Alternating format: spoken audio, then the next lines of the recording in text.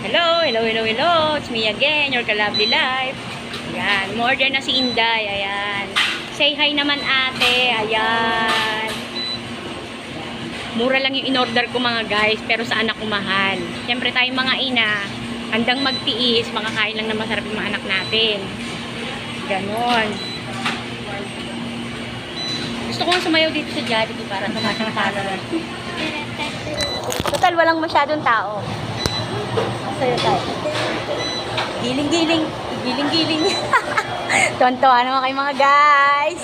Update lang na update. Todo natin yan. Nakapal talaga ng mukha ko. Oh my God. Ang pili po nila, 749 po, 750. 1, 2, 3, 4, 5, 6, 7, 50 po. Thank you. Kasi number 19 po. Thank you, ma'am. Tatawagan ba nila ako dito? Ano po, ma'am, magtutunog po siya. Tutunog siya. Tapos tatawa. Ready na po. Oh, Thank you po. sasagutin ko na lang. Ganun. O, yung anak ko nahihiya sa ginagawa ko mga guys. Hindi siya sanay ng ganun.